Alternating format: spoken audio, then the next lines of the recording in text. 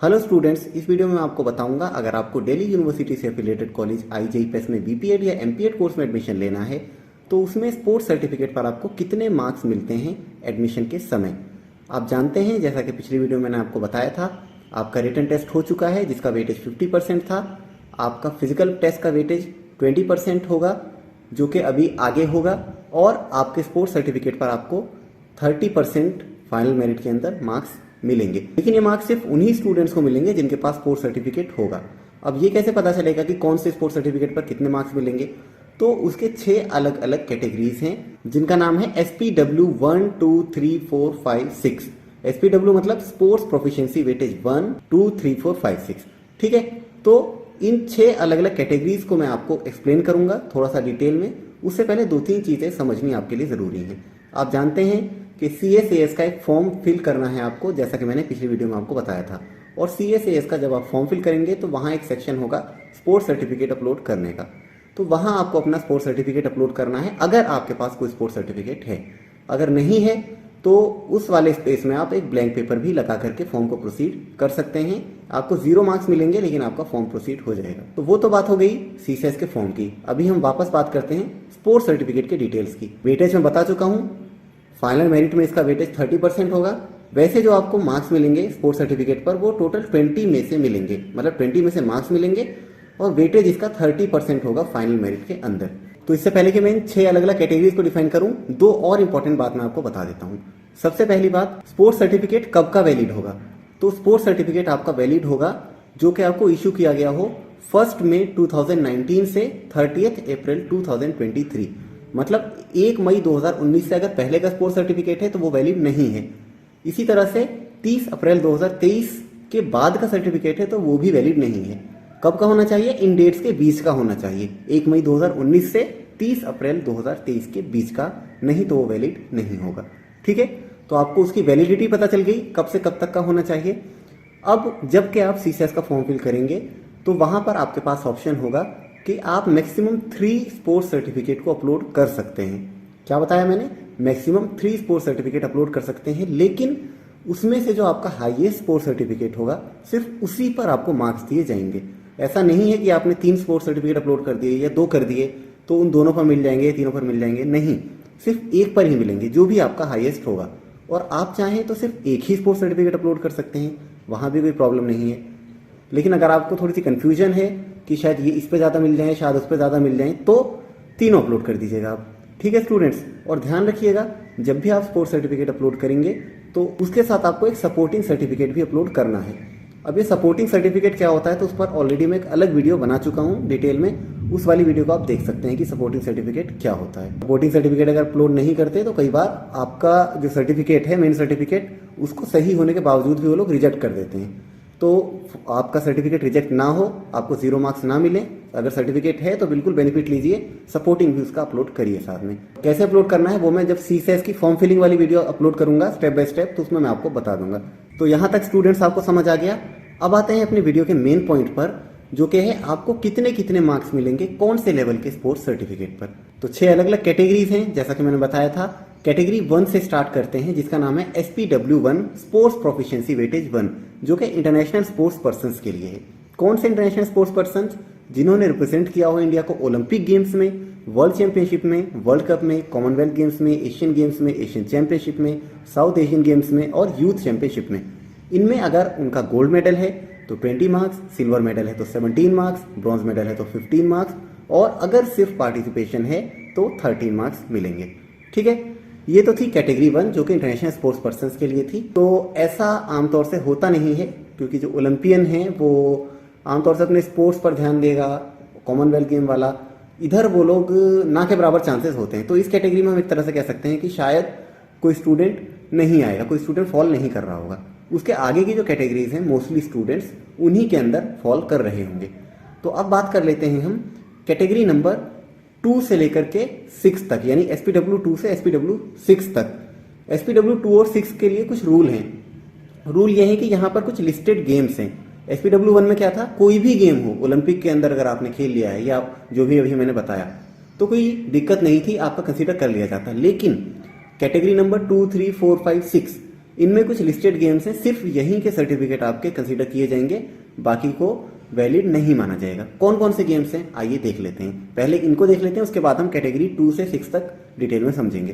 तो देखिए, अगर आपका टीम गेम है जिसमें आते हैं baseball, basketball, cricket, football, handball, hockey, kabaddi, kho kho, netball, softball और वॉलीबॉल, इनमें से अगर कोई टीम गेम है तो आपका सर्टिफिकेट वैलिड होगा, नहीं तो नहीं होगा।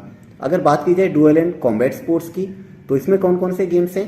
बैडमिंटन है, boxing, gymnastic, judo, squash, table tennis, taekwondo, tennis और रेसलिंग। रेसलिंग में भी सिर्फ फ्री स्टाइल।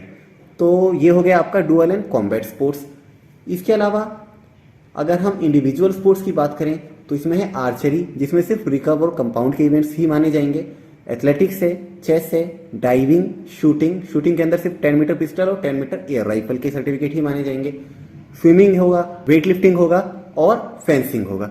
ठीक है स्टूडेंट्स, तो ये इंडिविजुअल स्पोर्ट्स के बारे में पता चल गया। इन सब के अलावा योगा के बारे में भी एक स्पेशल नोट लिखा हुआ है। क्या है? योगा के सर्टिफिकेट भी कंसीडर किए जाएंगे, लेकिन सिर्फ कहाँ के? या तो खेलो इंडिया यूनिवर्सिटी गेम्स के, या खेलो इंडिया यूथ गेम्स के, या all India inter university championship के, या इंटर कॉलेज चैंपियनशिप के। ये भी कंसीडर किए जा सकते हैं योगा के। इसके अलावा योगा का कोई सर्टिफिकेट कंसीडर नहीं किया जाएगा। ऐसा नहीं है कि आपने योगा डे वाले दिन कहीं जाकर के योगा कर लिया, वहां पे आपको सर्टिफिकेट मिल गया तो वो कंसीडर किया जाएगा। नहीं, yoga as a competitive sport सिर्फ वही कंसीडर किया जाएगा, वो भी कहाँ कहाँ जो मैंने आपको बताया है। ठीक है स्टूडेंट्स, तो आपको ये समझ आ गया। अगर इन लिस्टेड स्पोर्ट्स डिसिप्लिन में से आपका स्पोर्ट्स नहीं है तो आपको उस पर मार्क्स नहीं मिलेंगे। इस चीज का आपको ध्यान रखना है स्टूडेंट्स। ठीक है, तो आइए बात कर लेते हैं डिटेल में कैटेगरी नंबर 2 से लेकर के 6 तक। सबसे पहले बात करेंगे हम SPW2 कैटेगरी नंबर 2। यहाँ पर क्या है? अगर आपने पार्टिसिपेट किया है सीनियर नेशनल में, all India inter state, all India inter zonal, national games, federation cup, खेलो इंडिया गेम्स, इनमें किसी लिस्टेड गेम्स में जो कि मैंने अभी ऊपर बताए हैं, और आपका उसमें गोल्ड मेडल है तो आपको 12 मार्क्स मिलेंगे, सिल्वर मेडल है तो 10 मार्क्स मिलेंगे, ब्रॉन्ज मेडल है तो 8 मार्क्स मिलेंगे, और अगर सिर्फ पार्टिसिपेशन है तो 6 मार्क्स मिलेंगे। ध्यान रखिएगा, आगे आपको दिख रहा है सर्टिफिकेट इशूइंग अथॉरिटी। किस अथॉरिटी ने इन सर्टिफिकेट को इशू किया है? तो आपकी जो भी कंसर्न फेडरेशन है आपके गेम की, जैसे मान लेते हैं कि कोई भी गेम है, मान लेते हैं एथलेटिक्स ही है, तो AFI वाला माना जाएगा। ऐसा नहीं है कि कोई भी एक प्राइवेट फेडरेशन है और उसने एक सीनियर नेशनल करा दिया तो उसका सर्टिफिकेट माना जाएगा। नहीं, बिल्कुल नहीं। जो भी कंसर्न नेशनल फेडरेशन होगी उसका माना जाएगा। और आगे थोड़ी डिटेल्स लिखी हुई है, जैसे क्रिकेट की बात करें तो क्रिकेट वैसे प्राइवेट है लेकिन BCCI का माना जाएगा, तो इसको आप पढ़ लीजिएगा, ये बहुत इंपॉर्टेंट है, सर्टिफिकेट इशूइंग अथॉरिटी। ठीक है, ये थी कैटेगरी नंबर 2। अब बात कर लेते हैं कैटेगरी नंबर 3 SPW3। इसमें क्या है? अगर आपने पार्टिसिपेट किया है यूथ चैंपियनशिप में, यूथ खेलो इंडिया गेम्स में, और उसमें आपका गोल्ड मेडल है तो आपको 9 मार्क्स दिए जाएंगे, सिल्वर मेडल पर 7 मार्क्स, ब्रॉन्ज मेडल पर 5 मार्क्स, और अगर सिर्फ पार्टिसिपेशन है तो 3 मार्क्स दिए जाएंगे। सर्टिफिकेट इशूइंग अथॉरिटी का यहाँ पर लिखा हुआ है, आपकी जो भी नेशनल स्पोर्ट्स फेडरेशन है वही जो ऊपर लिखा हुआ था वही सेम चीज नीचे लिखी हुई है सर्टिफिकेट इशूइंग अथॉरिटी के बारे में, तो इसको भी आप एक बार पढ़ लीजिएगा। ठीक है स्टूडेंट्स, ये थी कैटेगरी नंबर 3। अब बात करते हैं कैटेगरी नंबर 4 की। कैटेगरी नंबर 4 में क्या आता है? अगर आपने पार्टिसिपेट किया हो ऑल इंडिया इंटर यूनिवर्सिटी में, जोनल इंटर यूनिवर्सिटी में, खेलो इंडिया यूनिवर्सिटी गेम्स में, और उसमें आपका गोल्ड मेडल है ऑल इंडिया इंटर यूनिवर्सिटी में तो 8 मार्क्स, और अगर जोनल लेवल पर है तो 7 मार्क्स। सिल्वर मेडल अगर ऑल इंडिया में है तो 7 मार्क्स, जोनल में है तो 6 मार्क्स।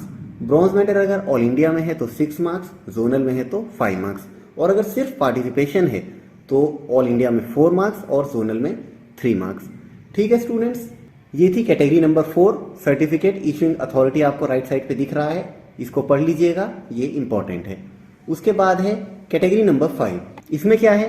स्टेट चैंपियनशिप में अगर आपने पार्टिसिपेट किया है या इंटर कॉलेज चैंपियनशिप में आपने पार्टिसिपेट किया है लिस्टेड गेम्स में, और उसमें आपका गोल्ड मेडल है तो 3 मार्क्स, सिल्वर मेडल है तो 2 मार्क्स, ब्रॉन्ज मेडल है तो 1 मार्क ही आपको दिया जाएगा। सर्टिफिकेट इशूइंग अथॉरिटी को भी देख लीजिए, जो भी स्टेट की स्पोर्ट्स एसोसिएशन है वो होनी चाहिए जो कि एफिलिएटेड हो नेशनल फेडरेशन से, और वो जो नेशनल फेडरेशन है वो फर्दर एफिलिएटेड हो आपकी IOA से, इस तरह से, या फिर अगर BCCI की बात की जाए तो वो एक अलग प्राइवेट वो है, लेकिन उसका भी कंसीडर किया जाएगा। उसके बाद हम कैटेगरी नंबर 6 की बात कर लेते हैं, आखिरी कैटेगरी है। इसमें क्या है?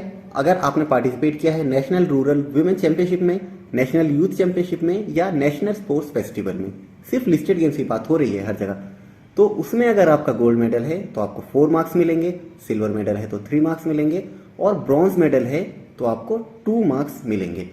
फेडरेशन का नाम यहाँ पर लिखा हुआ है respective organising body of the ministry of youth affairs and sports government of India.